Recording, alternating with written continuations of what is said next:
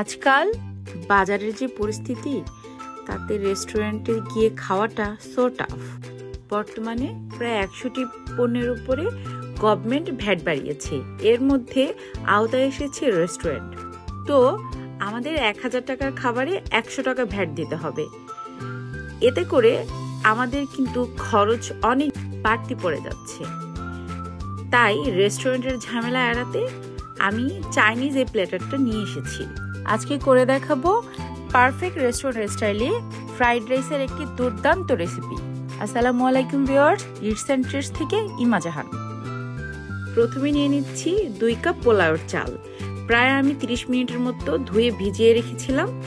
একটা কড়াইতে পর্যাপ্ত পরিমাণ পানি দিয়ে 1 চা চামচ লবণ এবং 1 টেবিল চামচ তেল দিয়ে কিছুক্ষণ সময় রেখেছি। এরপরে ধুয়ে রাখা চালগুলো দিয়ে আমার চালটা ফুটিয়ে নিতে হবে প্রায় 80%। রাইসটার পানিটা ঝরিয়ে নিয়েছি। এবার একটা প্লেটে কিছুটা তেল স্প্রেড করে ঢেলে নিব আমার রাইসগুলো। এবারে চারপাশটা খুব ভালো করে ছড়িয়ে নিচ্ছি। দিয়ে দিচ্ছি প্রায় 1-2 টেবিল চামচ তেল দিয়ে এটাকে ভালো করে নেড়ে একদম ঠান্ডা করে নিতে হবে। একটা প্যানে কিছুটা তেল দিয়ে 2টো ডিম, সামান্য কিছুটা লবণ এবং প্রায় 1/2 চা চামচের মতো গোলমরিচের গুঁড়ো দিয়ে এইভাবে করে ডিমটা ভেজে নিতে হবে। আমি কিভাবে করছি শুধুমাত্র এটা খেয়াল করলেই হবে। ডিমটা আমি আলাদা পাত্রে তুলে ফেলবো। একদম রেস্টুরেন্টের স্বাদ পেতে অবশ্যই প্রতিটা স্টেপ ফলো করবেন, কোনো স্কিপ করবেন না। দিয়ে দিচ্ছি 2 টেবিল চামচ বাটার। বাটারটা দেওয়ার সাথে সাথে দিয়ে দিব 1 টেবিল চামচ রসুন কুচি। রসুন কুচিটা দেওয়ার সাথে সাথে আমি এখানে দিয়ে দিচ্ছি একটা পেঁয়াজ কাটা। আমি পেঁয়াজটা জাস্ট অপশনাল হিসেবে ব্যবহার করেছি, আপনাদের ব্যবহার না করলেও চলবে। কিছুক্ষণ নেড়েচেড়ে ভেজে এখানে দিয়ে দিচ্ছি প্রায় 200 গ্রামের মতো বোনলেস চিকেন।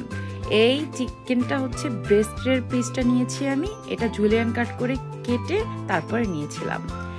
এরপরে দিয়ে দিচ্ছি কিছুটা সবজি। এই সবজিগুলো যেগুলো একটু শক্ত টাইপের, মানে সেদ্ধ হতে একটু দেরি হবে, সেগুলোই চেষ্টা করবেন আগে দিয়ে দিতে। আমি এখানে গাজর কুচি, লম্বা করে কেটে রাখা পেঁয়াজের কলিটা, এই দুটো দিয়ে একটু নেড়েচেড়ে মিশিয়ে নিচ্ছি। এরপরে দিয়ে দিচ্ছি 1/2 চা চামচ কালো গোলমরিচের গুঁড়ো। এটা দিয়ে এরপর আমি এখানে দিয়ে দিব 1 টেবিল চামচ সয়া সস, দিব 1 চা চামচের মতো ফিশ সস, 1 টেবিল চামচ টমেটো কেচাপ। এগুলো দিয়ে হালকা করে একটু নেড়েচেড়ে মিশিয়ে নিচ্ছি। এবার দিয়ে দিচ্ছি ম্যাগি সসটা। এটা অপশনাল, আপনারা চাইলে দিতেও পারেন, নাও দিতে পারেন। অবশ্য আমি যেই সসগুলো ব্যবহার করেছি এগুলো রেস্টুরেন্টে হুবহু ব্যবহার করে। আপনারা যদি রেস্টুরেন্টের স্টাইলে ফ্রাইড রাইসটা পেতে চান অবশ্যই এগুলো ব্যবহার করবেন। তারপরে দিয়ে দিয়েছিলাম 1 টেবিল চামচ ভিনেগার। এটা দিয়ে এরপরে আমি আমার রাইসগুলো আস্তে আস্তে করে দিয়ে দিচ্ছি।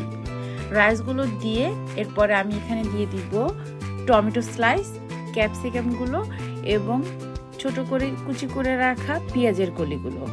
সব কিছু একসাথে দিয়ে এরপরে আমি এখানে 2 চা চামচ চিকেন পাউডার দিয়ে নিয়েছি।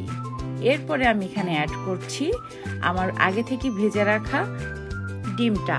দিয়ে দিচ্ছি 1 চা চামচ চিনি এবং 1/2 চা চামচ টেস্টিং সল্ট আর 1/2 চা চামচ কালো গোলমরিচের গুঁড়ো।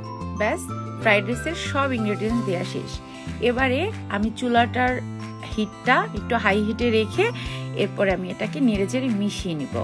হাই ফ্লেমে 3 থেকে 4 মিনিটের মতো ভালো করে নেড়েচেড়ে মিশিয়ে উঠানোর আগে আমি এখানে দিয়ে দিচ্ছি 1 টেবিল চামচ বাটার এবং 1 টেবিল চামচ ঘি। বাটার এবং ঘিটা দিলে এটার স্মেলটা খুবই সুন্দর আসে এবং রেস্টুরেন্টের মতো। আপনারা এটা দেওয়ার চেষ্টা করবেন এবং খেয়ে দেখবেন কতটা মজাদার। রেস্টুরেন্টের কথা একদম ভুলেই যাবেন। একদম পারফেক্ট রেস্টুরেন্ট স্টাইলে ফ্রাইড রাইস রেসিপি পাবেন আমার কাছে। সঙ্গে আমি এখানে রেখেছি চিকেন মাঞ্চুরিয়ান বা চিলি চিকেন এবং চিকেন ফ্রাই। চিলি চিকেনের ভিডিওটি আমার চ্যানেলে দেয়াই আছে, তারপর আমি ডেসক্রিপশনে দিয়ে রাখবো, কারো প্রয়োজন হলে অবশ্যই দেখে নেবেন। আমার এই আজকের চাইনিজ প্ল্যাটারটা কেমন হয়েছে অবশ্যই কমেন্ট করে জানাবেন।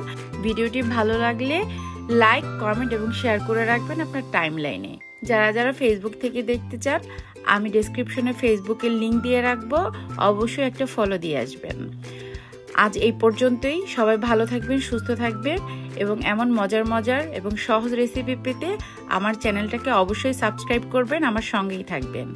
আর একটা কথা, প্লিজ কেউ খাবার অপচয় করবেন না, কারণ প্রতিদিন অনেক মানুষ না খেয়ে ঘুমায়। তো আজ এই পর্যন্তই। সবাই অনেক ভালো থাকবেন, সুস্থ থাকবেন। দেখা হবে আবার কোনো রেসিপিতে। ততক্ষণ পর্যন্ত অনেক ভালো থাকুন। আল্লাহ হাফেজ।